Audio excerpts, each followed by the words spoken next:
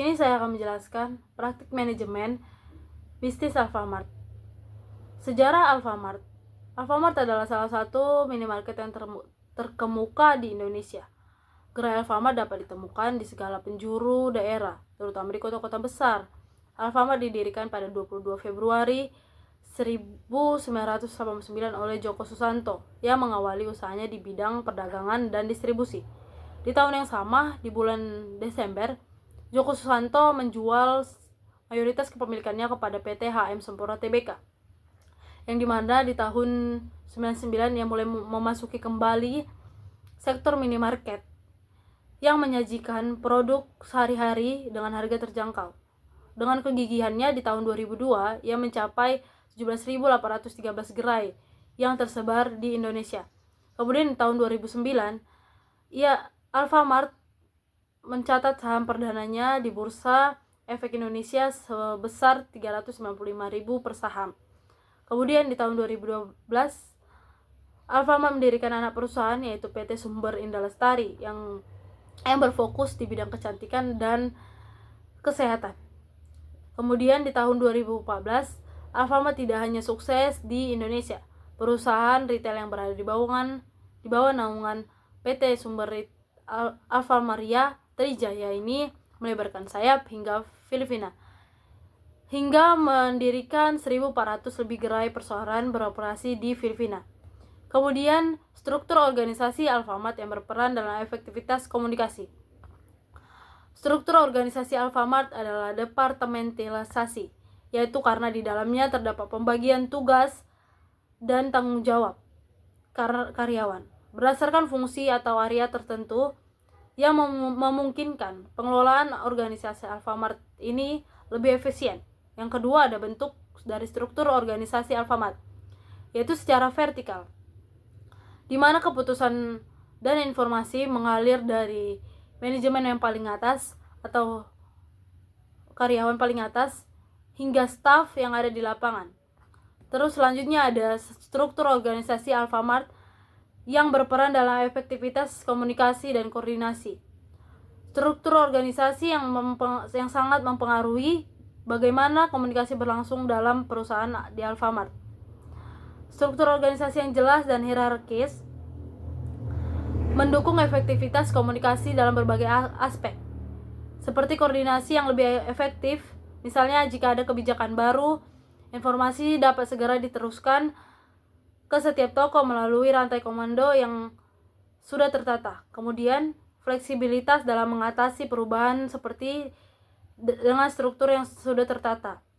Alfamart lebih cepat dalam mencapaikan perubahan kebijakan atau strategis. Yang kedua, ada struktur organisasi Alfamart yang dirancang untuk memastikan koordinasi yang lebih cepat dan efisien. Kemudian ada kebijakan rekrutmen dalam manajemen organisasi yang seperti sistem rekrutmen yang terstruktur. Yang kedua, Alfamart menerapkan beberapa prinsip yaitu rekrutmen, yaitu keterbukaan dan kesetaraan, di mana proses dilakukan secara adil. Yang kedua, ada kualifikasi dan kompetensi. Yang ketiga, ada efisiensi dan kecepatan. Proses rekrutmen dirancang agar cepat untuk memenuhi kebutuhan operasional. Dan yang terakhir, penyesuaian dengan budaya, sehingga Alfamart dapat SDM yang berkualitas melalui proses seleksi yang terstruktur, transparan, dan efisien. Dengan manajemen rekrutmen yang baik, Alfamart bisa menjaga efektivitas organisasi dalam pertumbuhan bisnis yang berkelanjutan. Selanjutnya, ada kebijakan lain organisasi terkait pengelolaan sumber daya. Alfamart menerapkan berbagai kebijakan dalam pengelolaan sumber daya, seperti memberi program pelatihan baru bagi karyawan, pengembangan kepemimpinan, memberi kesempatan bagi karyawan yang berprestasi, dan jaminan kesehatan. Kemudian ada tingkat keberagaman pada PT Sumber Trijaya Tbk. Alfamart beroperasi di berbagai daerah, bahkan tersebar hingga negara Filipina, sehingga membuat adanya keberagaman seperti agama, ras, etnis, gender, dan usia. Bagaimana sih mengelola keberagaman? Dalam sebuah organisasi, Alfamart pasti memiliki keberagaman dan dikelola dengan cara yaitu mengadakan pelatihan yang bertujuan meningkatkan kemampuan dan menjalankan tugas yang diberikan dan menciptakan lingkungan yang inklusi, di mana setiap anggota itu merasa dihargai dan memiliki peluang yang sama dalam berkontribusi. Yang kedua, ada komunikasi terbuka. Organisasi harus menciptakan lingkungan yang nyaman berbicara tentang perbedaan pendapat dan ide. Kemudian ada praktik kepemimpinan yang diterapkan untuk mengoptimalkan efektivitas kerjasama dan tim. Alfamart menggabungkan berbagai gaya kepemimpinan dengan agar organisasi berjalan efektif, yaitu kepemimpinan transformasional, mendorong inovasi. Yang kedua, kepemimpinan transaksional, yaitu memastikan target tercapai. Yang ketiga, ada kepemimpinan partisipatif, yang melibatkan karyawan dalam pengambilan keputusan. Kemudian, bagaimana sih cara Alfamart memastikan pencapaian target perusahaannya?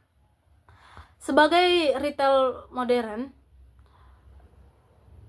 Alfamart memilih strategi sistem manajemen yang efektif untuk memastikan target perusahaan tercapai. Yang pertama itu adalah penetapan target yang jelas dan terukur. Yang kedua ada pengelolaan operasional yang efisien.